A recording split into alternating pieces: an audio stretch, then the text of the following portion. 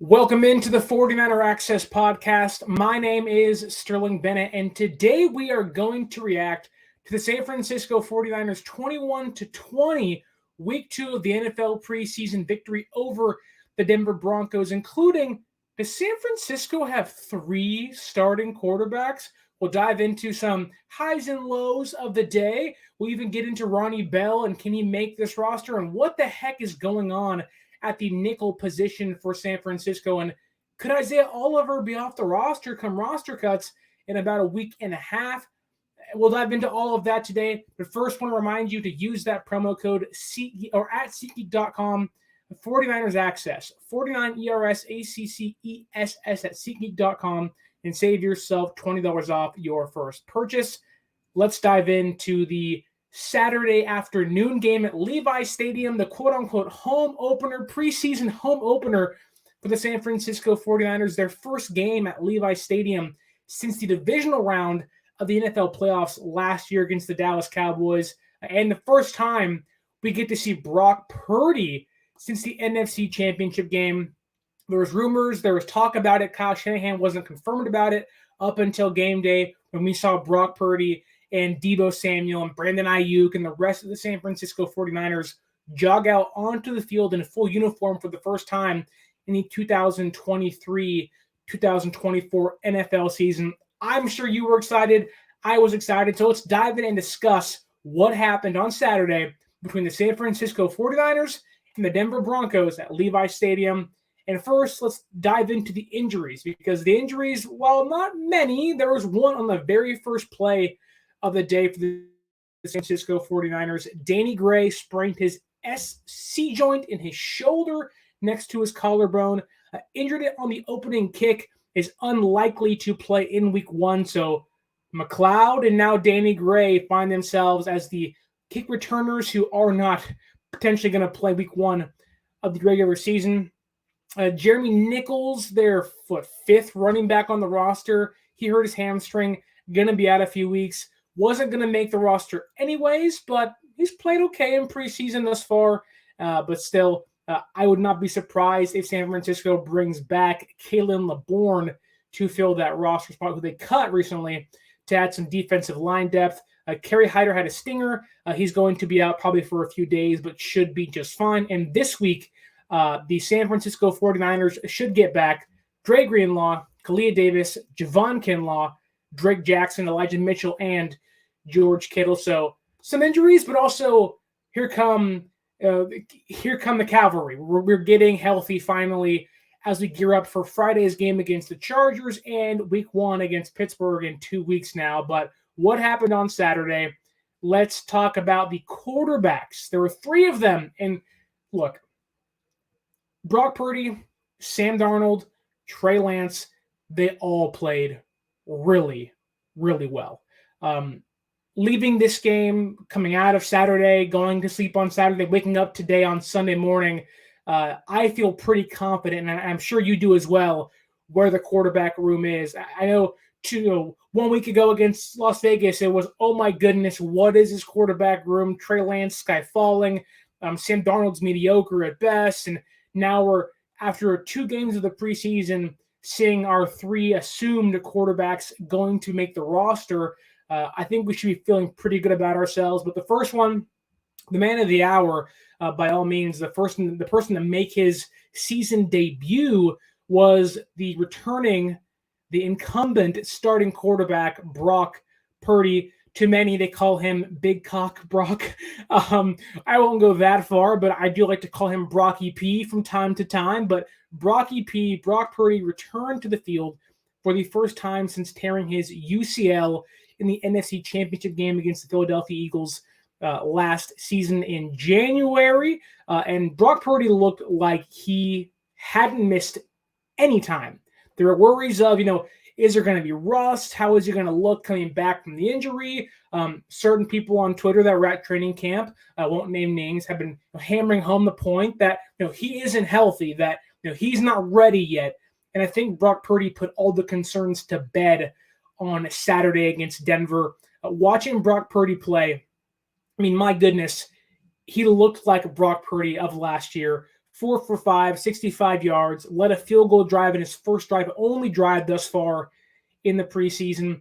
Looked comfortable in the pocket, looked confident, looked like, again, he hadn't missed a beat. Looked like Brock Purdy last year, putting up 40 points against Washington in the second half. Looked like he just came out of 2 playoff games against Seattle and Dallas, riding high coming into Saturday against Denver. He looked really good.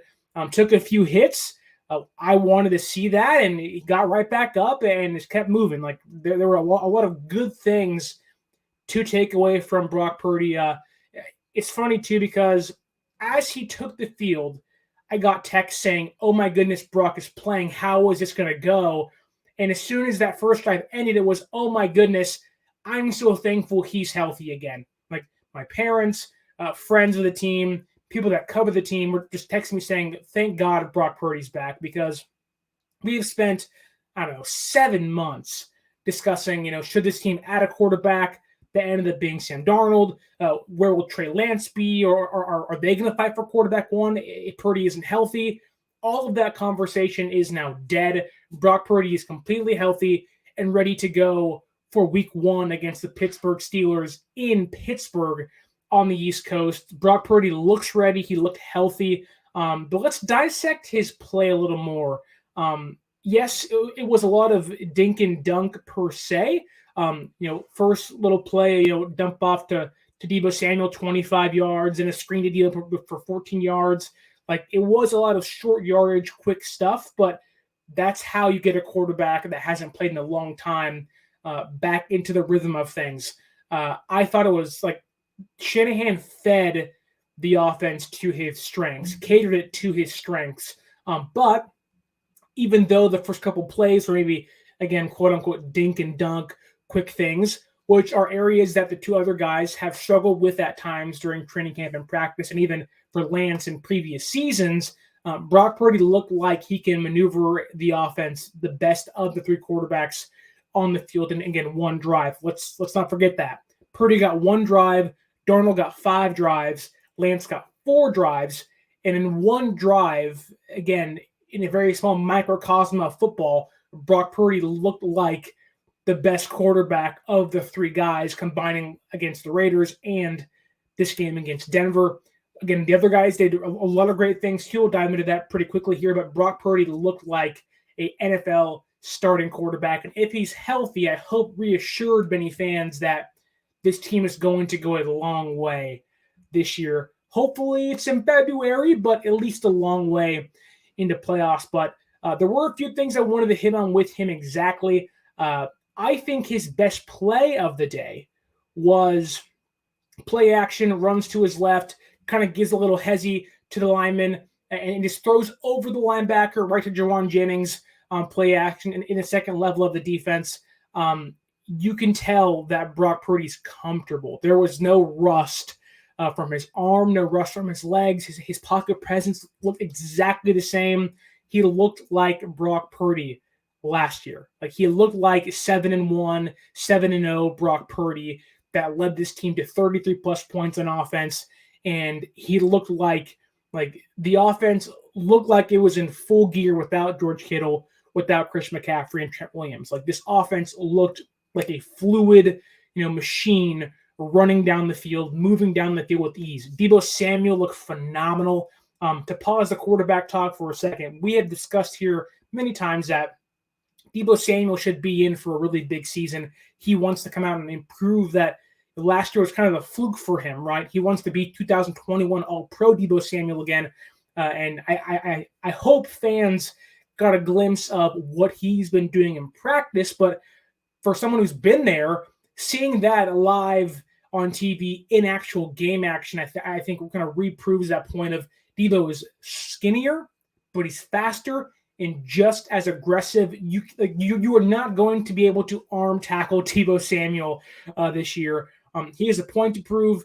He's very much ready to take the league back by storm and reprove he is this team's number 1 receiver. He's motivated again, in the best shape of his career, and you can tell from the jump, those first 2 plays, it was, oh my goodness, Deebo Samuel looks like he's back on track.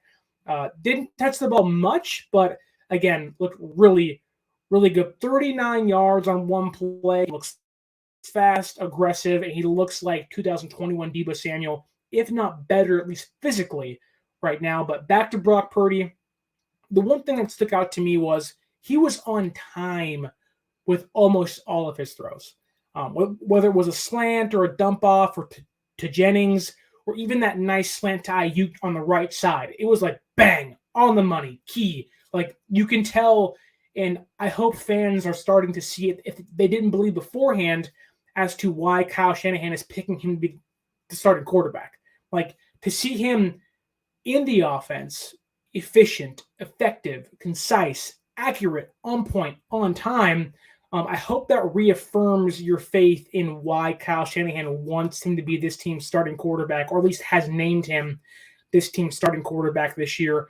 As a fan, as someone who wants to win a lot of games this year, watching Brock Purdy play kind of brought a calmness to me of the chaos of the quarterback situation is over with for the time being. Granted, after what Lance did and Darnold did, it's picked back up. But but seeing what Brock Purdy did on Saturday, I do believe it should have calmed a lot of nerves of, what are we going to do if he's not healthy?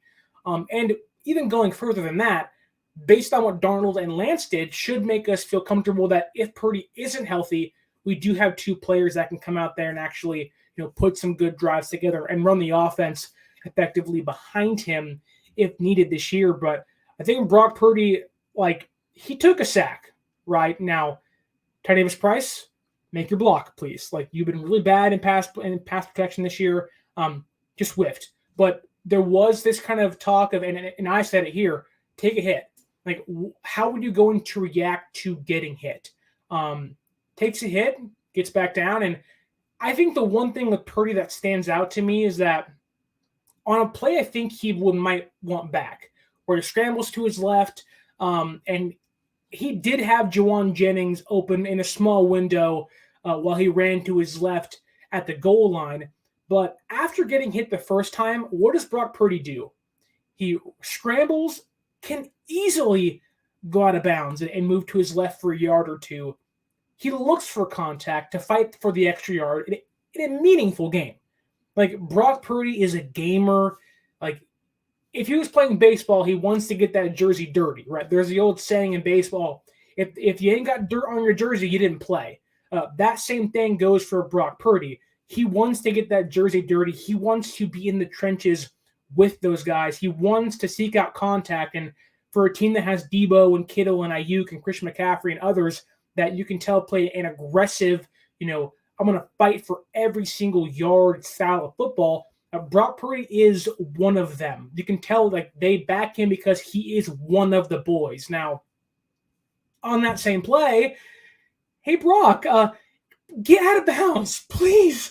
I'd rather not have to play Sam Darnold or Trey Lance this year. Now, I have more faith in them after this game than before the game, but I think every other team, every 31 other team in the NFL, they'd only like to play their starting quarterback. And if you're Brock Purdy in your first game back especially, or even if it's week 3 against the Chargers next week or week 1 against Pittsburgh in 3 weeks, just go out of bounds. I'd rather you not pull a Jimmy Garoppolo a la 2018 and get hurt again and be out for the season and have us reliant on Sam Darnold or Trey Lance. You're the starting quarterback. I would ask you protect your body. Scramble, fight for extra yards, sure, but let's just be a little smarter than that. We've already seen this team be derailed so many times at quarterback. And for all the great he did, all the completed passes on time, on target, on the money, on one drive, a small thing, but just protect yourself. Just please don't get hurt, please. But I do think we really did see the full arsenal, the full display of what Brock Purdy's going to do for this team, where, it's not all going to be about Brock Purdy. It's going to be about feeding your star players around him, but he can do that so well. And we still got the glimpse of when things aren't perfect, when the play isn't designed and guys aren't open, he can scramble to his left, find some room to maneuver and hit Jauan Jennings, for 15 yards downfield, 20 yards downfield. we saw Brock Purdy, a starting quarterback, on the field on Saturday against the relatively good Denver defense that I think, although new regime there, and I understand that it's preseason, mind you, like let's not get too far ahead of ourselves. Like Purdy played against a mixture of ones, and Lance played against a mixture of twos and ones, and Darnold played against a mixture of twos and ones, and Lance played against a mixture of twos and threes. Like, let's not go crazy here, but you can only go against what you're going against, right? You can't change that. And for Brock Purdy, really positive notes. It's a testament to all the flack this training staff has gotten for the injuries in 2020 and beyond, that they have gotten two quarterbacks, Lance and Purdy, back on the field in a relatively quick time after what could have been career-altering injuries. Lance, the broken foot and the ankle, Purdy, the torn UCL, 7 months ago. He's been practicing for around a month, and he's already back playing live-action games, 7 months in, and kind of a month into his rehab process. Like, it really is a testament to the training staff for all the flack they've gotten. A really, really good job getting the most important position on this team back to full health and gearing up for the season. But a lot to take away from Brock Purdy. I hope you, when you watched him, felt comfortable. Tell me in the comments below. Hit me up on social media. How did you feel seeing Brock Purdy out there? Like, forget Darnold and Lance for 1 second. Just Brock Purdy. Did it make you sit back and go, oh, like sigh of relief? Like, Darnold can be mediocre all he wants. Lance can be up and down all he wants. But if Brock Purdy's out there, we are going to be okay. We actually have a known commodity that's been shown to win at least 7 games for us and has the full support of this team and Kyle Shanahan behind him. How does that make you feel knowing he went 4 for 5 and marched down the field on his first drive back and scored some points and really showed some really good things? And I do think really was the example of what a starting caliber quarterback looks like in the NFL. He was shifty still, Brock still doing hezzy steps and breaking guys' ankles still. Like, Brock Purdy looked like Brock Purdy last year. That is a really, really positive note to leave Saturday on, but he was not the only quarterback that played. Sam Darnold. I thought it was interesting with Sam Darnold that he actually got one drive with the starting offensive line minus Trent Williams. I thought that was a little interesting. Trey Lance didn't get that against the Raiders. I wonder if he'll get that against the Chargers on Friday. The starters are supposed to play. Not sure how many or who exactly is going to play on Friday against the Chargers, but apparently Kyle Shanahan said they are going to play on Friday against Los Angeles, and so we'll see. But I would like to at least see Lance with the ones for a drive like Darnold got in this game. But I do think Sam Darnold looked pretty good. The stat line will tell you 11 for 14, 109 yards, 1 touchdown, 1 pick. He had 5 drives. There were 3 punts, and there was 1 3-and-out. But I thought for all the bad Sam Darnold did, which there was some bad, I do think that there were times where he underthrew Conley late towards the end zone. That was a dangerous ball, but you want to get that obviously on that back shoulder or behind the defender that was underthrown. Could have been dangerous towards the end zone. I'm not sure of how quickly he saw that play. It seemed like he kind of caught Conley late, but pick things up, move a little faster. That's probably a touchdown or should be a touchdown on behalf of Sam Darnold. There was a couple sacks that one wasn't his fault, but you can tell that if he didn't hit his first read, the offensive line wasn't holding up once they got to that second unit for him. So offensive line play shoddy again, may have cost him a sack or 2. Then there was one, if there was one throw I can point to and say there's still that seeing ghost, turnover prone Sam Darnold, it is the one where he has Ronnie Bell to his left on a comebacker, defender draped all over him. There is no space, no window, and Darnold still forces that throw. I understand it's preseason. You want to give your guy a chance, but I'd rather you give somebody else a chance who has even if it's a small window, or just throw it away. Like, there is no reason to make a contested throw or throw a ball into a completely covered receiver on third down when you're at midfield or you're close to midfield. I get it. You want to make a play, but it's that stuff right there that makes me say, Sam, in an actual game against the ones on defense, say Pittsburgh or the Giants or the Cowboys or Philadelphia, it's small stuff like that would make me a little hesitant to play you. But 3, maybe 4 plays that I didn't love from Sam Darnold. But other than that, I thought Sam Darnold, prior to seeing Trey Lance, looked really, really good. He had a phenomenal final drive, but there were a lot of great plays. Hit a lot of slants on time, on the money to Chris Conley. Had an amazing throw to Juwan Jennings on a crosser that kind of got negated by John Feliciano holding, but perfect placement. Found like just right over the second layer of the defense, right in toward Juwan Jennings' breadbasket. Perfect throw. Then there was stuff where Ronnie Bell catches a ball, then fumbles and gets the ball back for San Francisco. Then later, like Bell had a ton of action, and we'll dive into him soon. But slant that he catches and fumbles, then a slant that hits him in the face that was a literal perfect, like if you drew up the perfect slant ball thrown right to the hands in stride, helmet height, he threw that ball so freaking hard it didn't even Bell couldn't even get his hands on it. It was off the face mask, up in the air, interception. So even Darnold's one pick wasn't his fault. Sam was really, really good. There was arguably his best play outside of the Jennings one, in my opinion, was on third down. He finds Daz Newsome towards the right sideline for a first down, quick out, boom, on the money, where only Newsome can catch the football, drags his toes in for a first down, keeps that drive going, ultimately scores a touchdown via Jack Coletto. So Sam Darnold, early, not great, wasn't moving the ball too well, but to end, again, his last drive, started on his own 37, goes 5 for 6, 58 yards and a touchdown. Like, Darnold looked really good in this game. And the conversation around him is always, he's mediocre, he's mid, he's not good, he sucks. Look what he did in New York and Carolina. Again, imagine Sam Darnold with the ones. And I'm not saying that's a world beater. I'm not saying that's a franchise quarterback. What I'm saying is that Sam Darnold in this offense, this system, there are signs of growth. He was not turnover prone in practice. He hasn't been that way in preseason thus far, granted very small sample sizes, but now there are some throws that are in places that I wouldn't want him to do, like I said earlier, to Ronnie Bell on the left sideline when he's has a DB all over him. But I do think that the quote-unquote mistakes in the box score really haven't been Sam Darnold's fault.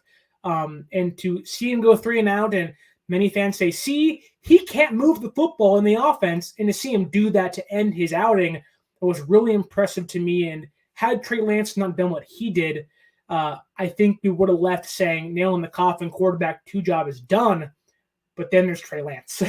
Can we just step back and talk about what Trey Lance did on Saturday?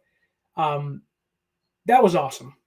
That was for a young quarterback who we talked about it last week, who has gotten so much unnecessary hate. And, whether he's quarterback 1 or quarterback 2 or quarterback 3 or whatever he is, right? Who cares? No one deserves that. And to see him after a week of, getting criticized, to the top of to the 10th degree, to come out there and bounce back after last week against the Raiders and kind of struggle early in this game. Had a few throws didn't love and probably wouldn't ever want him to throw again, but the way he ended was so good. This may have been, in the fourth quarter especially, the best Trey Lance we've ever seen. And to take what he's done in training camp, and even if you forgot against the Raiders, wash the Raider game away. What he did in training camp and what I've seen in training camp and what's been reported in training camp, and put that and match that with what he did on Saturday against Denver. Trey Lance is growing as a player.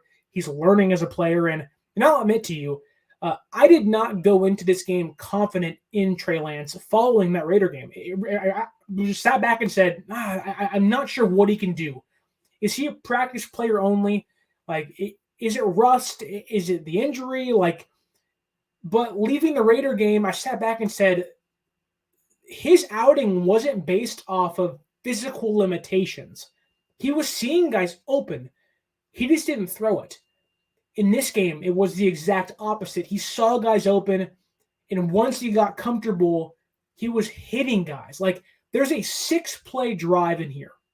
He completes 6 straight passes, has 3 scoring drives, and leads almost what should have been, had Jake Moody not missed an extra point earlier, a game-tying drive, but also the game-winning drive. Like, I think this for a young player is a sign of growth, but also a drive and outing for a young player who needed this more than anybody on that field, who you could argue his stock's at an all-time low right now. Mike Silver said a 5th-round pick is all San Francisco got offered for him. The world, the fan base, half of it doesn't like him or doesn't believe in him. And to see him go out there and when he walks on that field, to hear that crowd with a minute and 22 left in the third quarter, where we're all saying, where is Trey Lance? Why isn't he out there? With a minute and 22 left in the third quarter, to hear that crowd, all of a sudden you hear, it's quiet, then you hear the, yeah. And you go, why is that happening? And then you see number 5 jog onto the field and go, now I get it. This fan base, for all the hate Trey Lance gets, is at least intrigued by him still. They still want him to get a chance. This fan base, whether it's a Sam Darnold dislike or just the intrigue of Trey Lance, they want Trey Lance to win his quarterback 2 job. I want Trey Lance to win this quarterback 2 job. And I think today or on Saturday, while Sam Darnold didn't lose any ground, I think Trey Lance gained an immense step up from where he was and may have evened this thing back up in regards to just preseason game performances. Trey Lance looked phenomenal in this fourth quarter, and we'll dive into his play right now. 12 for 18, 173 yards, 1 touchdown, 1 interception. Early, it wasn't great. A lot of checkdowns, looked uneasy, mind you. There was an interception on a screen pass where I said, okay, a screen pass, while yes, is difficult like any other pass is, it's also the easiest pass you can make as a quarterback. It is literally a given check down play, right? Like, there is no other read. It's just check down. You have one read, easy stuff. And your offensive line is going to move out the way. There's going to be a defender in your face. Your job is to get it over him. Trey Lance didn't do that. And to sit there and watch that play, it was like, has Trey not learned from the Raider game? Are we going to see the exact same Trey Lance? Like, this thing didn't start out pretty, mind you. But the way it ended, different story. There was a different play later where he just threw it right to Ty Davis Price, who was, again, covered by a linebacker, and TDP just stood there. Like, that could have been a pick. May not have been. I don't like counting, almost picks because it doesn't really count. But a dangerous throw either way. TDP, if you're not going to pass block and you're not going to try for a catch, what are you doing out there? Like, no block, no rock. I don't care if you average 5.5 yards a carry, which you did on Saturday, and had the the icing run of the game to get this team into the 5-10 yard line for a game-winning field goal. That's great stuff. You don't block and you show a little effort, I don't want to play you. I don't care how good you've been in training camp or practice or even in this game. I need to see a higher effort and a more deliberate effort on pass blocking and fighting for contested balls in the air. So, bad throw by Trey Lance, yes. Screen ball, didn't like that either. But I do think Trey Lance did a phenomenal job avoiding pressure. There's a play that doesn't even count on his stat sheet where he avoids pressure, runs to his left, hits Tay Martin on a beautiful pass, and Martin drops it. And you're like, that was like first round pick, amazing physical traits on display, and that's not going like people aren't going to remember that play because it didn't count in the stat sheet, but it does here. Like, I want to credit the effort there. If we're going to talk about Brock Purdy being a dog and Sam Darnold being on time and his pick not counting and balls to Daz Newsome from the right sideline, I do want to give credit to Trey Lance for on a play that doesn't even count. Like, that was a great job by him. His job was done. And we talked about, letting it rip. If someone else makes a mistake, that's on them. Do your job. That way, on the film, when they're watching film, you can point to and go, that was not on me, Kyle. That was on Tay Martin. No, I did my job. And I think Trey did that. Like, it was almost like after those first two drives, a flip or the switch just flipped on him. And it was like Trey Lance against the Raiders, not great, inconsistent. There's some nice in there, but not too much. Then that third drive started, it was a whole different gear for Trey Lance. They get a field goal on the second drive. And then here we go, right? 6-play drive. This was his best 6-play stretch of his career. Completing the flat to Ronnie Bell. Then boom, hits Latu, goes to his progressions for a first down. Then the safety blitzes. He feels and sees the safety blitz, reads the defense. Okay, who are you guarding? Willie Snead? He's going to be open. What does he do? Boom. Willie Snead, big chunk gain. That's stuff he wasn't doing his rookie season. That's stuff he wasn't even doing last week against Las Vegas. Then a slant to Tay Martin.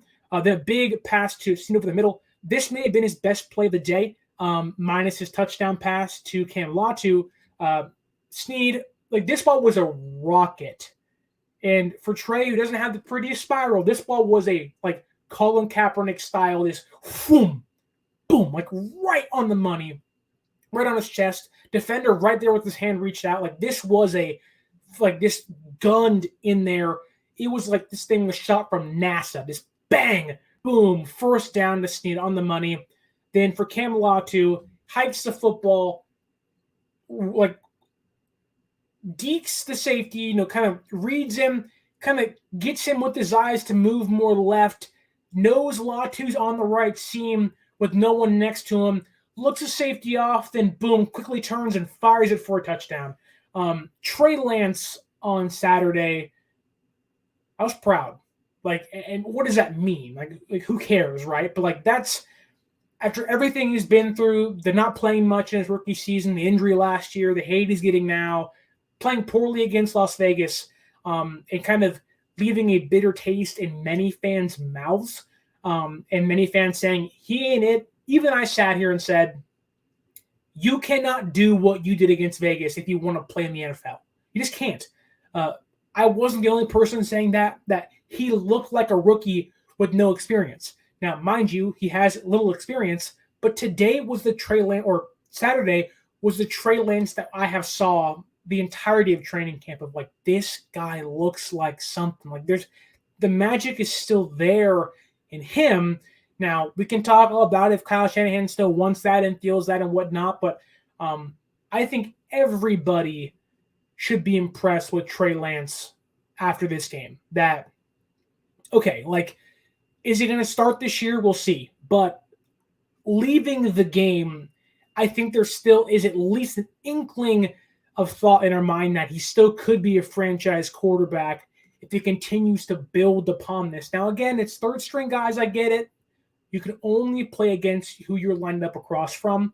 And for him to dice them up and really put together this amazing, consistent, cohesive, he looked like a first-round pick. He looked like he came out of this year and had 4 years of college on those last two drives. Like, he looked like, again, he looked phenomenal. Like, he looked phenomenal. Now, it's funny enough that on that drive for his touchdown pass, Brandon Ayuk comes out and celebrates, which was funny. Deebo Samuel's laughing, Mooney Ward's laughing, and Kyle Shanahan's like, are you serious right now? Like, I'm trying to tie this game up on a 2-point conversion, And Brandon Ayuk's like, this is my boy! This is my boy! And Kyle's just like, oh, God. Like, and Trey's like, I'm embarrassed. His face is all red. And you're like, okay, like, I hope that's not the end of the game, because there's a chance there that had the defense not done their part, that could have been our last glimpse of Trey Lance. But the good stuff doesn't end there, because Trey Lance, back against the wall, comes out his last drive of the game, avoids a sack on the first play, throws an incomplete pass. Good stuff. Keep the drive alive. Stop the clock. Great stuff there. Then boom, screen pass to Ronnie Bell.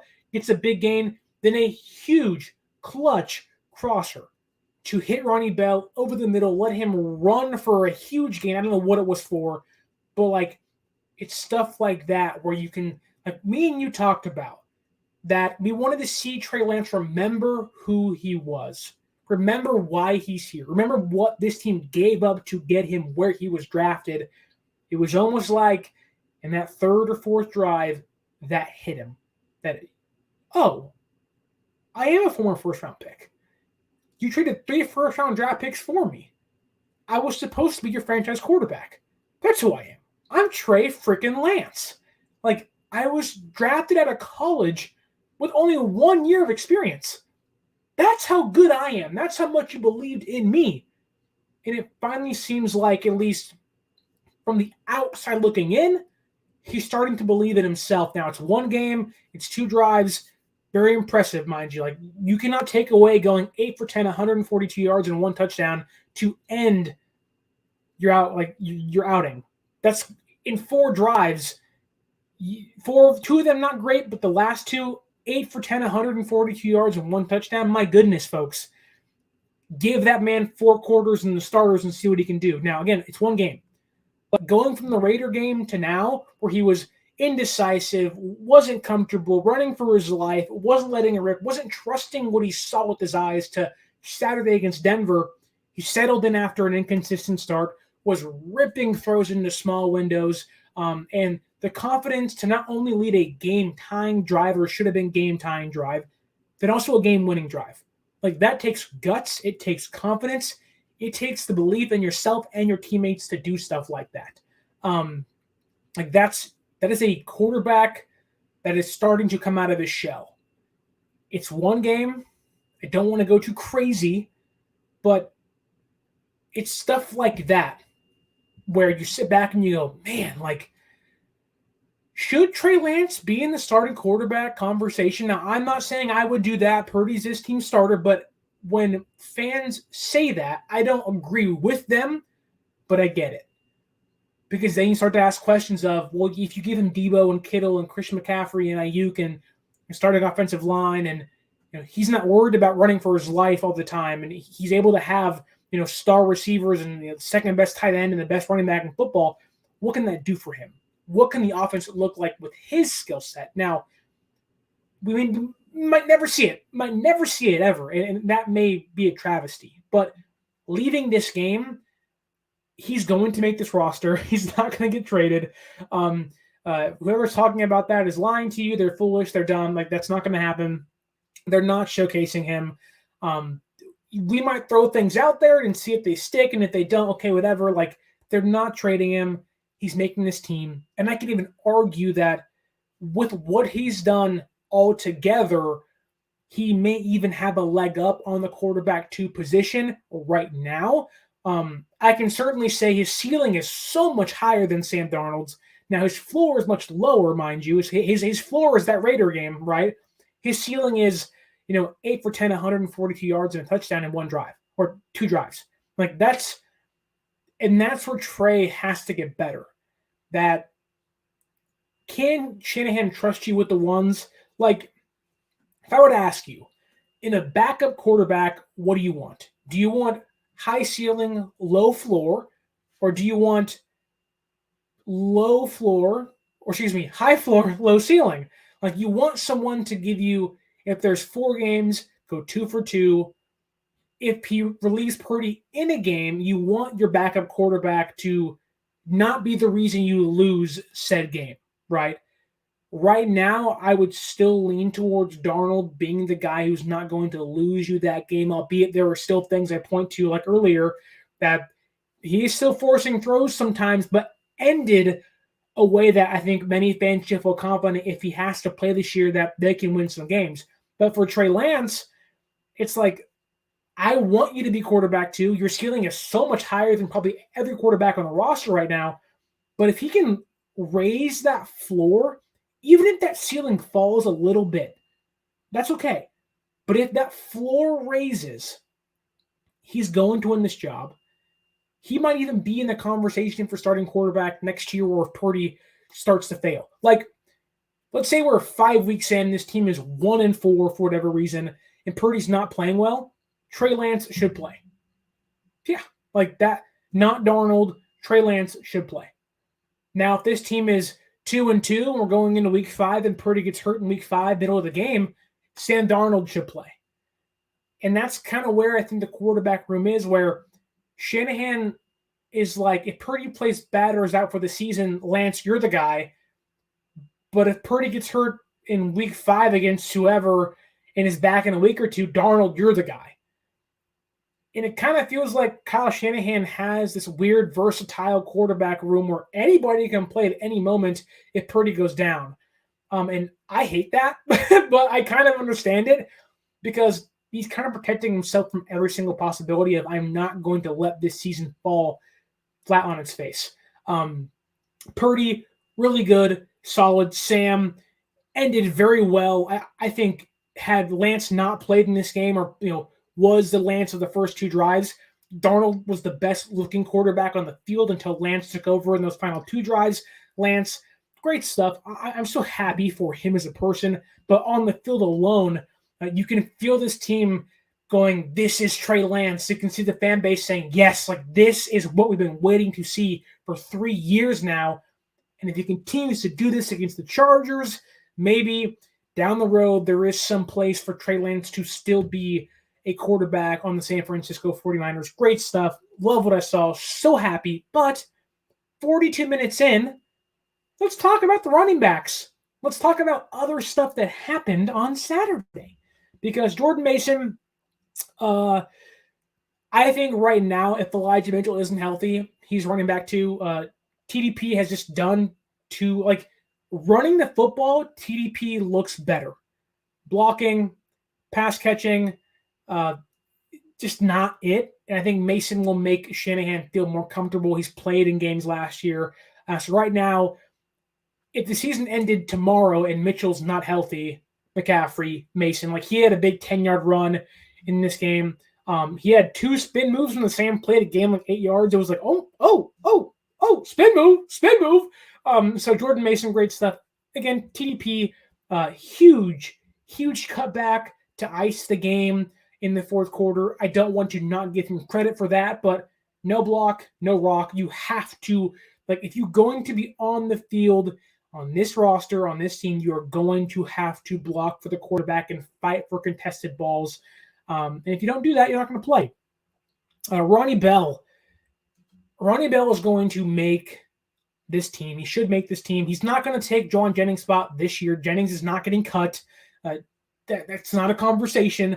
Now knowing Danny Gray's hurt and McLeod's hurt, he's not taking anyone's spot. He's going to make the team outright. He's going to be this team's 5th receiver. Now it's going to be interesting to see how they work this because McLeod cannot go on IR until after week 1. And if Danny Gray isn't going to be, be out for an elongated period of time, they're not going to place him on IR either. So San Francisco could carry 4 healthy receivers and 2 hurt receivers and then see if they can bring back somebody. But there may be a place where, like, the conversation becomes, do you want a veteran player, a Conley, a Snead, or Tay Martin maybe, or do you want Ronnie Bell? I think that conversation's pretty much done. Ronnie Bell has been phenomenal. Now, there are some question marks. 7 catches, 114 yards. He looks great on screen passes. He looks good on slants. Like, again, that huge crosser from Lance on the game-winning drive. Like, he looks like an honorary yak bro. Many fans are calling him that now. He is really good with the ball in his hands. Before in routes, he's fine, but once that ball is secure in his hand, he can make some magic happen. I love what I see from him, but despite all the good, and he'll make this roster, I think he's a lock right now. There are some things that do worry me about him, and I don't want to be negative, right? But he's played 2 games thus far. He's fumbled once. That one was recovered against Denver. But he's had 2 balls hit him in the hands, or at least one in the hands and one in his face, that have both been picked off afterwards. Like, you have to catch those balls. They were not uncatchable. They were right to him with no defender near him, or at least in front of him. It wasn't a contested catch. It's Ronnie, you have to secure the ball. And he had a drop problem in practice that has kind of caught up back to him the past few games. And I'd rather him, like, having a drop pass isn't like the end all be all. Oh my God, oh my goodness, you stink. But if your drop pass continues to be turnovers or takeaways, that's a problem. And for Ronnie Bell, it's happened twice in 2 games for 7 catches, 114 yards or whatever it is. He looks great too. Yeah, but he kind of caused 2 interceptions. Like, he himself has caused the offense to give the ball away. And if you don't want the quarterback doing that stuff or a running back fumbling, why would you want a receiver out there who's going to give the defense the ball back? Like, again, there's so much good that outweighs the bad, but it's small stuff like that where it's like you have to be more secure with the ball. You cannot play this game of, yeah, but I had 114 yards and 7 catches. And Kyle's like, yeah, but you gave the other team the ball back twice in 2 games, and could have happened the third time had Fumagalli not recovered the fumble. So Ronnie Bell, really good, really impressed, has been by far the star of this team thus far in the 2 preseason games.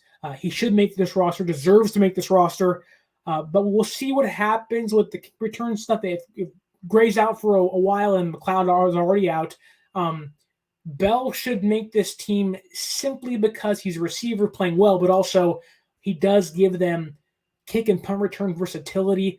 I do think Ronnie Bell's spot is locked in, like signed, still delivered. He's making this roster. Cam Latu, though. Let's clap it up for Cam Latu. Vanilla as can be. A man who had no confidence after an awful training camp of drops almost every single day, dropped 2 passes coming into this week against Denver, dropped or fumbled 1 against Las Vegas. He has been the most probably disappointing player of this year's draft class, but you can see that starting to come together. The confidence is building. Now, there was a play where towards the sideline, he kind of caught the ball with his body and was like, kind of fumbling it, and you can tell he was like, oh, I can catch. I can catch the football. I can do this. And after that moment, he looked great. Like, I can see why they picked him so high. He can get open. And if he can actually catch the football and not have butter hands, Cam Latu's making some moves and making things happen. 3 catches, 46 yards, and a touchdown pass. Like, now, is he going to be that kind of regular season? I don't think he's been good enough over this 5, 8-week stretch of playing. But come on late in preseason, put a couple practices together, build your confidence. You can be this team's 4th or 3rd tight end behind a veteran player in George Kittle. Like, there is room to grow for him. Obviously, being a 3rd-round pick, he's not going to get cut, or you don't think he will get cut. But you can see that the growth is there. You can see that once he realized, I can actually catch the football, that the confidence grew. He felt more comfortable and felt more confident. I did like what I saw from Cam Latu, a young player, seeing things finally click and gain that confidence and believing in themselves. Believing in yourselves matters, folks. For Cam Latu, it made a big difference on Saturday against Denver. The offensive line, it was worse for Darnold than Lance, but Lance also had issues too. Jason Poe, Nick Zakel, Il Manning, like, guys were getting tossed around. A lot of penalties, a lot of holding calls. Watson was really bad. I think he had 3 pressures given up in this game. Jalen Moore, Matt Pryor played a lot better, but Still, I don't know if this team's swing tackle's on this team right now. I'm not sure it should be. They play better, but they've not been very good. So we'll keep an eye out on them. But just want to mention, better play, mind you, much better play. It's not them. It's not the backups playing against the ones of Las Vegas or higher end twos of Las Vegas compared to the lower end twos of our offensive line. But still a concern, but better performance, but still not great. Still a big worry. The defense, though. Steve Wilkes, his debut sucked against Las Vegas. Against Denver, he was bringing the blitzes. I caught 2 with the starters. Javon Hargrave looked really good getting back upfield. He had a pressure in this game as well. There still is concerns with the edge rushers minus Austin Bryant and Clelin Ferrell getting pressure. Barrett didn't do much. Hyder got hurt, but he also didn't do much. Now, Marlon Davidson and T.Y. McGill look pretty good on the interior. My concern isn't the interior, though. It's Nick Bosa still isn't signed. Drake Jackson is hurt but getting healthy this week, or should be. And then you have a whole bunch of question marks. In this game, they didn't show up. They better come week 1 versus Pittsburgh if Nick Bosa isn't there. Now, I think he will be, but if he's not there, I have a lot of questions. That what was assumed to be a strength with Nick Bosa in that room becomes a weakness instantly. And so there's some room to improve there. Austin Bryant's been really good in his first 2 games, but other than that, it's been a bunch of D. Winters forced a fumble. Again, it went out of bounds, but these linebackers are fast. Jalen Graham wearing the green dot in the mic again. Like, these guys are quick. They're flying around. Jalen Graham, I think, is going to take Demetrius Flanagan-Fowles' spot on the roster. I think it's going to be Warner, Greenlaw, McCurry Ball, Burks, and Graham. I don't think Winters is making the team outright. I think he'll get cut and hopefully brought back, but Graham has been really good.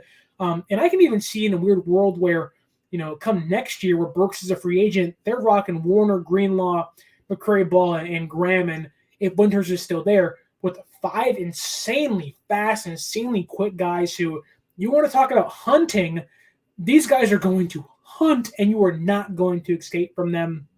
But they're quick, man. Demetrius Flanagan-Fowles wasn't great in this game.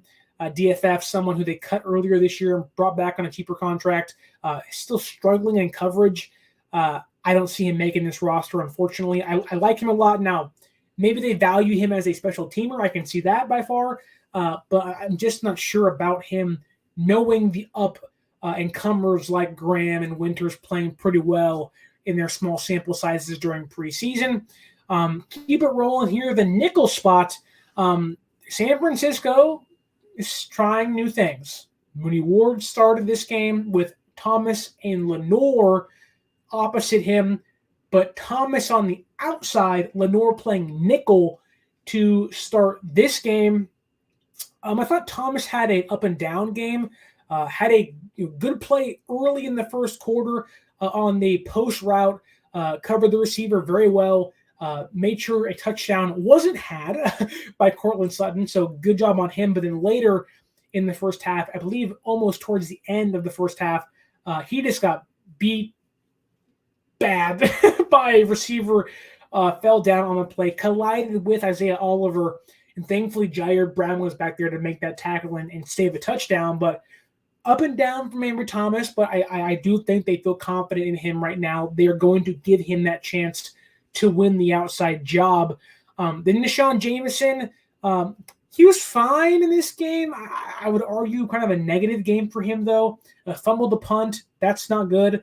After a good week against Vegas, not so good against Denver this week. Again, fumbled the punt.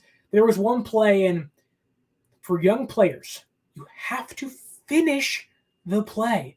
Tay Martin, Matt Pryor, Deshaun Jameson. We've seen these 3 players. Now, Pryor is a veteran player, but Martin and Jameson especially, just because you think you've made a play or the play's over with, the whistle hasn't blown yet. And Deshaun Jameson makes a good play to just stop a guy, or he thought stop a guy behind the line of scrimmage on like 3rd down, and he's flexing like, oh, I got him.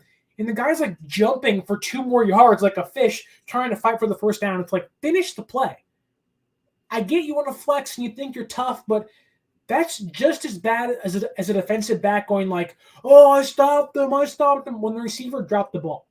And I can argue it's worse because in that case, the receiver didn't complete the pass. In this case, the running back's flopping around for a first down behind you while you're out there flexing like, oh, I got him. And it's like, well, kind of. Like, you made a nice play, but the play isn't finished.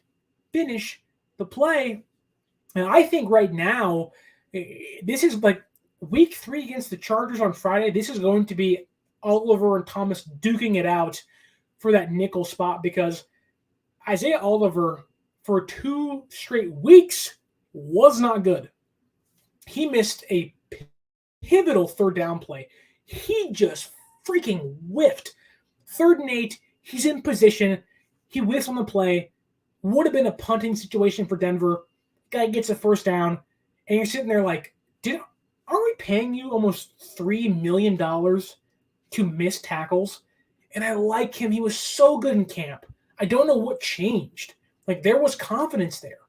I'm not sure if this is Ambry Thomas playing so well they want to give him a chance because he's cheaper and he's younger, and they've seen him, step up in big moments in 2021, or is this Oliver playing so bad that they're saying, we got to figure something out here because we can't have you guard Cooper Kupp or Lockett or Rondale Moore. Like, we can't have you out there. I'm not sure. It's probably a mixture of both. But for Isaiah Oliver, many fans are questioning now, is he going to get cut? And he's making $2.9 million this year guaranteed. Cutting him would cost $1.4 million in dead cap. In San Francisco, would only save around $240,000. Not really efficient, not the best idea there, but if you assume or you think it was an error to sign him, not good.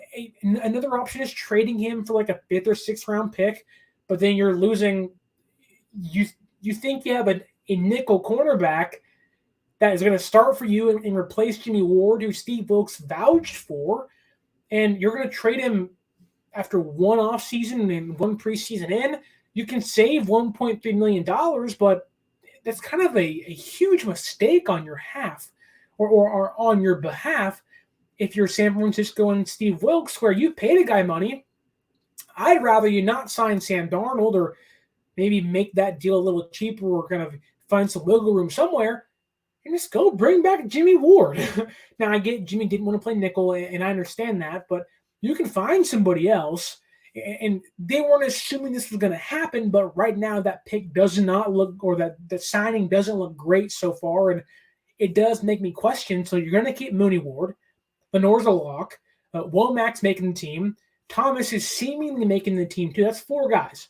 2 of them can play the inside, Lenore and Womack, but you would like, if anybody has to, Lenore is the only person you trust on the inside outside of Oliver. Then there's Jameson.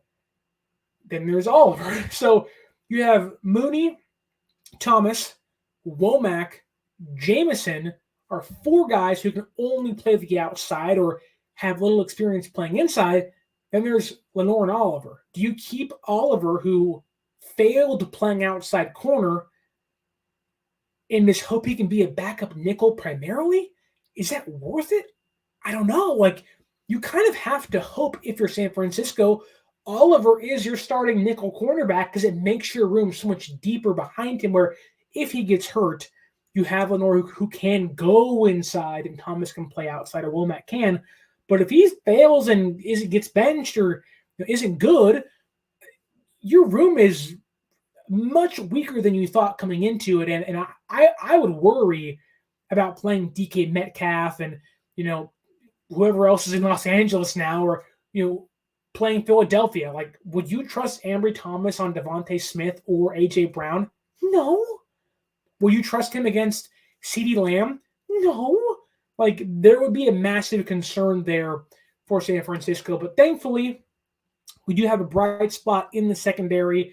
Ji'Ayir Brown, 2 really good plays in this game. 1 on a screen pass contain the edge on it, force the running back inside into the defense, and allow them to make the play on him. That's good awareness of where the ball is. The other one, again, Ambry Thomas gets beat. About to be the end of the first half, Brown runs the receiver down, gets him down towards like the 1-inch line, and for the second straight week, he stops a would-be touchdown as the last defender in front of him, the last line of defense, does his job. That's great stuff. And one more thing here, Jake Moody bounced back, missed an extra point, had many fans saying, should we play Zane Gonzalez? But hits 3 field goals, gets 9 of 10 points, hits the game-winning field goal. I do think we're seeing Jake Moody kind of all 3 third-round picks. Brown playing the best by far, but Latu finding his confidence, and Jake Moody going, okay, like, I don't have the yips.